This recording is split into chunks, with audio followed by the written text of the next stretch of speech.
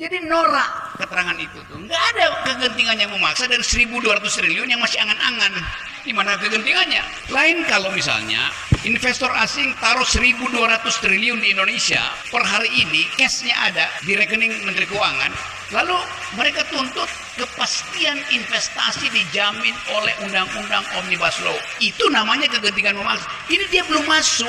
Kan namanya MOU kan nggak ada akadnya di situ. Jadi ditipu. Jadi kalau dibilang Indonesia nggak ada uang surplus. Mungkin sekarang ada 400 triliun di kas negara. Kenapa nggak diturunkan? Kenapa Presiden bilang nggak ada uang? Karena itu kita mesti undang investor asing. Sangat mungkin uang itu akan dipakai tahun depan untuk beli suara. Jadi kita mesti mencurigai akhirnya seluruh kebijakan negara kita harus curigai. Kita nggak bisa manggut-manggut. Jadi teman-teman semua tadi yang bertanya, saya paham, saya rumuskan dalam satu kalimat. Kita cemas dengan keadaan, tapi nggak ada jalan keluar. Karena itu saya lagi siapkan jalan keluarga. Namanya LBP, Liga Boykot. Tahu bahwa walaupun kita sedang tentang kebangsaan, tapi selalu ada current issues, apa namanya, hal yang hari-hari ini dipercakapkan orang, soal Perpu, soal Anies, soal ekonomi. Satu poin aja bahwa halo ini kenapa nih bisa oke. Saya pikir Mbak Puan tadi yang rampas mic saya.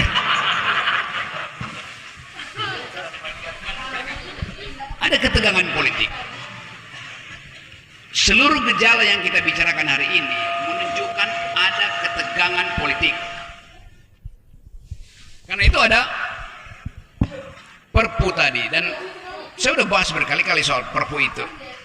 Kan dasar dari Perpu adalah kegentingan yang memaksa. Kalau kita tanya pada Presiden, yang mana kegentingan yang memaksa? Presiden bilang itu soal perang Rusia-Ukraine. Jadi nggak ada alasan yang konkret. Belakangan kemudian Wakil Presiden bilang kegentingan yang memaksa adalah kepentingan kepastian hukum dari penanam modal. Kok beda Presiden dan Wakil Presiden? Kita tanya lagi pada Saudara Bahlil, dia bilang kegentingan yang memaksa adalah 1.200 triliun yang antri untuk masuk Indonesia tuh, investor asing. Jadi yang mana kegentingan yang memaksa? Ukraina, Rusia itu 2 minggu ini Rusia udah minta supaya ceasefire. Ini mana kegentingannya? Orang gencatan senjata kok. Lain kalau Rusia itu udah bombardir Ukraina, dan akibat bombardemen itu NATO pasang kembali senjata nuklirnya diarahkan ke Moskow, baru ada kegentingan. Nggak ada kegentingan di situ, dan jauh sekali tuh. Lalu Bahlil bilang 1.200 triliun potential loss kalau undang-undang Omnibus Law itu tidak diperpukan tuh. 1.200 triliun itu di mana? Ada MOU. Oh, itu Memorandum of Understanding, itu bukan deal bisnis. Itu bukan kesepakatan, itu MOU kok. Oke, saya mau masuk. Jadi norak keterangan itu tuh. Nggak ada kegentingan yang memaksa dari 1.200 triliun yang masih angan-angan. Di mana kegentingannya?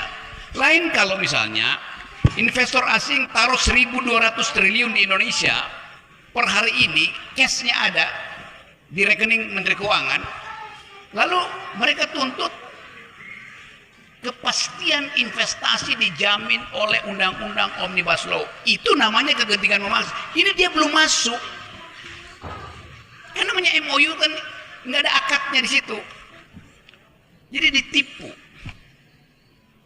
Nah, karena itu saya katakan ini bukan kegentingan yang memaksa, tapi memaksakan kegentingan supaya ada alasan untuk menekan hak buruh. Jadi kalau dibilang Indonesia nggak ada uang surplus. Mungkin sekarang ada 400 triliun di kas negara. Kenapa nggak diturunkan? Kenapa Presiden bilang nggak ada uang? Karena itu kita mesti undang investor asing. Sangat mungkin uang itu akan dipakai tahun depan untuk beli suara. Jadi kita mesti mencurigai, akhirnya seluruh kebijakan negara kita harus curigai, kita nggak bisa manggut-manggut. Karena tadi nggak ada partai oposisi. Kalau partai oposisi kita tidur-tidurnya aja tuh, karena oposisi akan bekerja mengawasi pemerintah. DPR bilang dia adalah watchdog-nya pemerintah. Kenapa dia menggonggong ke rakyat, dia nggak menggonggong kepada presiden? Mana suara DPR tentang Omnibus Law? Semua partai di situ setuju Omnibus Law, kecuali PDI, Demokrat dan PKS. Nah sekarang kalau sistem proporsional tertutup yang diusulkan oleh PDIP, seluruh partai justru anti itu. Kan mendua kan sikap partai itu yang kita kritik tadi itu. Soal rahasia-rahasiaan pasti ada lah. Mungkin setiap jam 4 lewat 15 menit di istana ada pertemuan antara 2-3 menteri utama, 4 konglomerat dan lembaga survei untuk hitung Ganjar udah seberapa, Anies seberapa, Prabowo seberapa. Tapi itu adalah konspirasi untuk membatalkan hak rakyat mendengarkan langsung suara dari capres-capres itu. Curangnya begitu. Kita nggak tahu apa yang harus kita pilih. Jadi banyak saya bisa bocorkan, tapi nanti kan ada kena delik saya. Tapi dengan analisis kita tahu. Jadi kalau disodorkan hari ini, inilah daftar calon presiden kita. Kita bertanya, dari mana? Enggak, dari depan Monas dengan menyewa surveyor. Lalu ditanya, pesantren yang diasuh oleh Gus Toha, mau pilih siapa? Ada 7, Anda mau pilih siapa? Kita disodorkan untuk hal yang sudah dipilihkan di istana. Itu curangnya. Jawabnya gampang, taruh 7 di situ. Anda pilih siapa? Bukan siapa yang kita pilih, siapa yang kita coret duluan. Coret. Lalu kita taruh nama kita sendiri. Kenapa emang? Lain kalau lembaga survei itu dari awal dia bilang ini survei, percaya lembaga survei itu. Ini nggak pernah satu lembaga survei pun mengatakan ini survei publik, ini dana yang kita pakai. Dari mana? Bilang dong dari siapa tuh?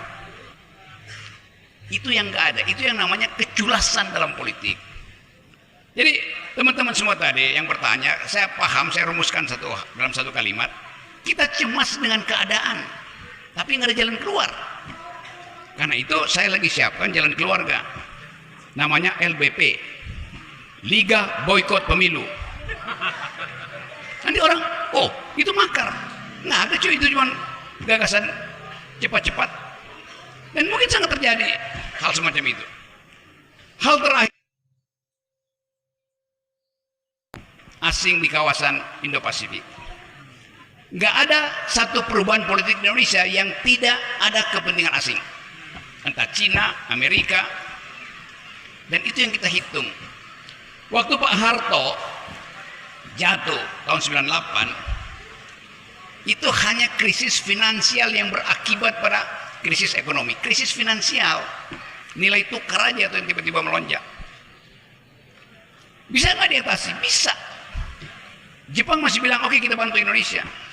Tapi pada waktu itu partai yang berkuasa di Amerika, Partai Demokrat yang presidennya Bill Clinton, merasa bahwa Pak Harto udah terlalu rakus. Karena itu sebagai proksi Amerika di Indo-Pasifik, Jepang ditegur, nggak usah bantu. Amblas. Sekarang hal yang sama, Partai Demokrat berkuasa di Amerika dan melihat bahwa ketidakpastian hukum ada di Indonesia. Jadi kalau dikatakan bahwa investor akan masuk, rumus investor masuk itu cuma satu, kepastian hukum. Ini nggak ada kepastian hukum. Kenapa? Perpu itu sebentar lagi akan dibawa ke Mahkamah Konstitusi, jadi ribut lagi di judicial review. Jadi kekacauan hukum itu justru menghalangi investor masuk ke Indonesia. Itu intinya tuh. Jadi sekali lagi, kita di sini hanya bisa menganalisis. Kita nggak ada kepentingan dengan siapa jadi calon presiden, itu urusan individu. Tetapi kalau kita punya kepentingan dengan calon presiden, kita mau uji dia pertama kali bukan elektabilitasnya, tetapi etikabilitasnya, moralitasnya, kedua intelektualitasnya, baru elektabilitasnya. Jadi undang semua capres datang ke sini, uji moralitasnya, uji intelektualitasnya. Elektabilitasnya urusan lembaga survei itu. Nah itu pentingnya tadi kita mulai persiapkan siapa yang akan kita coret dari daftar itu ya.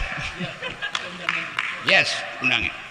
Jadi sekali lagi terima kasih banyak karena dimungkinkan kita bercakap-cakap secara terbuka di sini. Ada mahasiswa bisa bicara sesuka-sukanya tuh. Ada orang yang mau jadi pemimpin, dia bertanya siapa yang bisa kita contoh. Jangan contoh mereka. Anda ingin saya kenalin Anda dengan orang di istana, justru hindari mereka. Gitu. Karena lebih banyak iblis di situ daripada malaikat. Terima kasih. Baik, terima kasih Bung Rocky. Masya Allah.